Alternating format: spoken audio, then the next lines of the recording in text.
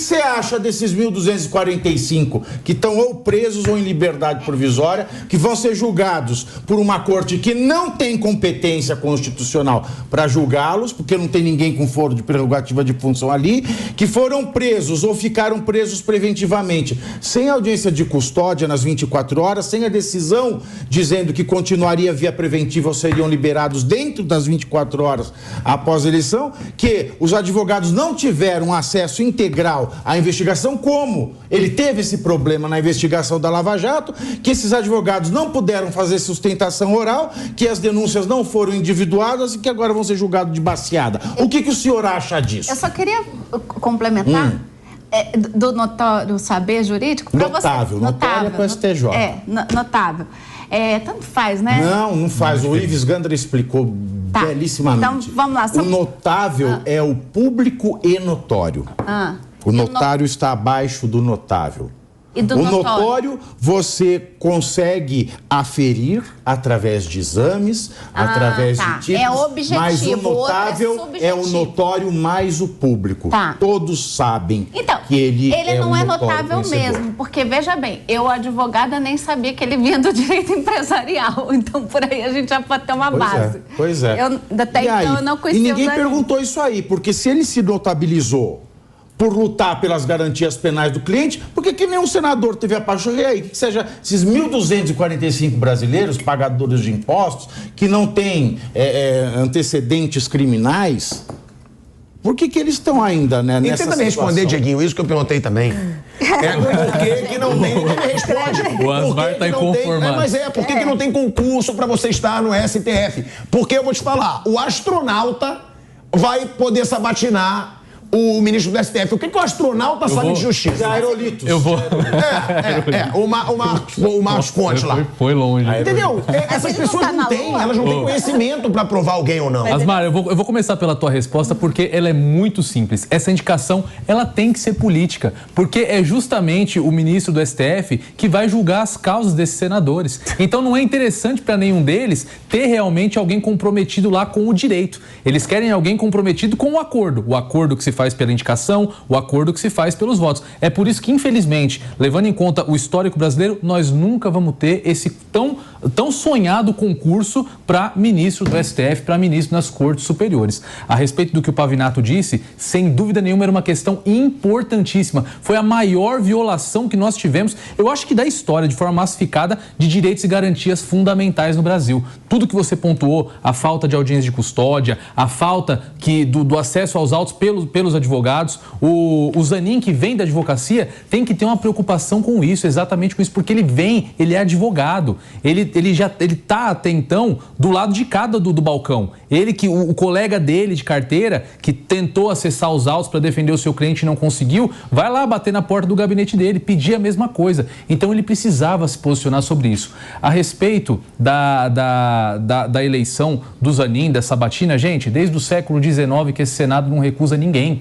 Não recusa ninguém para ser ministro do STF. Eu, sinceramente, não tive nenhuma esperança em momento algum de que esses senadores que se dizem de direita, mas que, enfim, não são de direita coisa nenhuma. A gente tem uma bancada até que de relativa quantidade no Senado, mas não temos qualidade nenhuma desses senadores, não tem nenhum conhecimento técnico para fazer as obstruções que têm que ser feitas, para barrar esse tipo de coisa. Nós mesmos estamos aqui discutindo se o Zanin tem o notório saber jurídico, se o Zanin ele tem a reputação ilibada, mas tem uma questão de fundo aí que é muito mais fundamental que essa candidatura dele esbarra, que é a questão da impessoalidade. Ele era o advogado pessoal do presidente Lula, ele jamais poderia ser ministro do STF. Mas você falou das indicações anteriores, Pavi, e parece que a aposta vem sendo dobrada, né? Olha, eu vou indicar o meu AGU. Aí vem o outro presidente, olha, eu vou indicar o meu AGU. Aí vem a Dilma e fala, eu vou indicar o advogado do partido, até o ponto em que o presidente Lula se sente à vontade para indicar o advogado pessoal. E aqui, deixando também um recado para você que confiava na oposição dessa direita mais bolsonarista, gente, nem mesmo o presidente Bolsonaro falou nada a respeito dessa nomeação. Tem um monte de gente, eu já não esperava mesmo, mas tem um monte de gente que ficou esperando o Bolsonaro se posicionar a respeito disso e o Bolsonaro não falou nada. Então, não adianta esperar que o Flávio Bolsonaro, filho dele, vai fazer oposição, que a Damares, ex-ministra, vai fazer oposição, que o astronauta vai fazer oposição. Esse pessoal hoje está lá nadando só pelos próprios interesses e não mais pelo interesse público, infelizmente. Mas na Câmara dos Deputados eu vejo no Twitter. Não, mas eu vejo no Twitter. Em votos, eu vejo em participações. Claro, eles não podem fazer muita coisa. Mas eu vejo mais do que senador. E senador, como a gente sabe, é mais importante. Eu vejo o Nicolas, eu vejo o André Fernandes, eu vejo o Gayer, eu vejo o Eduardo Bolsonaro, eu vejo o Jordi. Se posicionam, não só em Twitter, não, porque eu acompanho.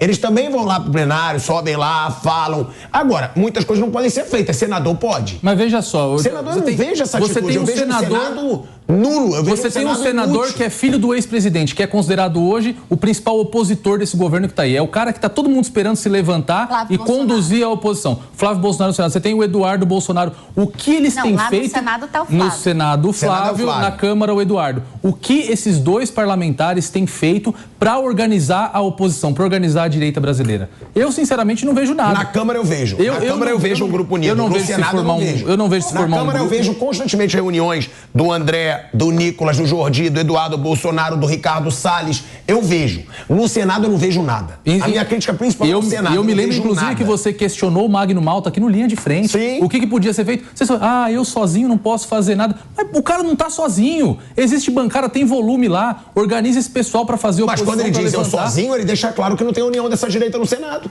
Ele deixou claro. O Magno Malta deixou isso claro. O Bolsonaro está respondendo para a justiça. Eles não vão...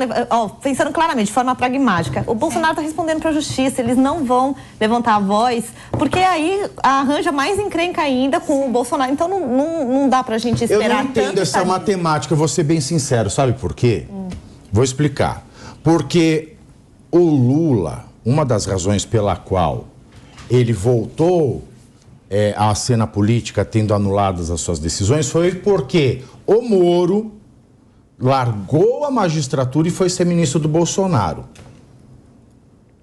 Num processo em que o Zanin era advogado de Lula e Bolsonaro era considerado inimigo do Lula. Foi essa a suspeição. Então, se o Zanin passa, mesmo que com ainda a oposição da família Bolsonaro, o Zanin ele é suspeito, da mesma maneira que o Moro. Sim. E sendo suspeito, o placar é melhor para o Bolsonaro, porque ele não vai precisar de 6 votos dentro, se der empate, né? De 11 ministros, ele só vai precisar de 5 votos, porque impedido o Cristiano Zanin, um processo 5-5, o Bolsonaro ganha, que é o indúbio pro réu. Mas assim... Então, assim, matematicamente também não faz sentido, porque é mais interessante que ele não vá para a Câmara e não julgue, porque ele é um ministro a menos para votar. E no caso de empate, o réu leva. E são mais de 100 processos aí que ele deve ficar Exatamente. Então, essa matemática eu também não entendo. Eu concordo com ele, principalmente no aspecto do princípio da impessoalidade. Porque, querendo ou não, o presidente da República, ele está num posto público. Portanto, ele tem que se submeter, né, aos princípios da administração pública, que passa pelo princípio da impessoalidade. Portanto, não deveria ele ter indicado... Eu acho que nem a impessoalidade... Um advogado... Eu acho que tanto a graça quanto a indicação pode ser pessoal. Do ministro também pode ser pessoal, porque o único requisito... Da graça, tudo bem. O único requisito é o notável saber jurídico. Não. Por exemplo, se eu sou irmão... Vamos pega aí, eu sou irmão Mas olha que delicado, ele agora vai ter que se declarar impedido em todas as ações. Paciência. Ao Supremo. Paciência, aí é o cálculo do presidente. Ou ele pode se negar. Vamos lembrar que Clóvis Bevilacqua, que foi autor do Código Civil Brasileiro, se negou. Eli Lopes Meirelles se negou. Então o cara que é bom mesmo, ele vai falar assim, não quero isso. Não quero isso pra mim. Ellen Grace Norfleet, que foi a primeira mulher do STF indicada pelo Fernando Henrique Cardoso, uma grande jurista, ela pediu para sair quando ela viu a situação da corte. Você não precisa aceitar. Então, o presidente indicou, você aceita ou não? Não é porque o presidente indicou que você é obrigado a ir. Agora, se eu sou irmão, por exemplo, vamos falar do Miguel Reale, do pai do velho. Eu sou irmão do Miguel Reale, eu sou presidente. Eu não vou indicar o Miguel Reale? Claro. Claro que eu vou. Não, mas aí, tudo bem, mas... Tá vendo ele como não notável foi, é fácil de aferir? Ele não foi seu advogado, é que no caso aqui é muito emblemático porque ele é advogado pessoal do presidente. Pois é. Né? Pois é como se você é complicado indicasse... porque não tem o notável. Aí você não tem o notável, aí você indicar, eu sou o Bolsonaro, indiquei o Cássio Nunes, do André Mendonça. Não tem o notável? Não tem. Mas não foi meu advogado pessoal. Agora, nesse caso aqui, além de não ter um notável... É advogado pessoal, é muito... advogado pessoal há 20 anos. Sim. 20. Mas vai ter que engolir até 2050, pessoal. 20 anos. Pois é. Vai ter jeito. Então, eu acho assim que vai passar, mas foi o que eu falei para a deputada Zanata no teu programa, Thiago. Tem que começar a ter uma pressão para a gente discutir aí uma reforma onde haja tempo de mandato desses ministros da corte. Não pode ser vitalício mais esse cargo. Bom,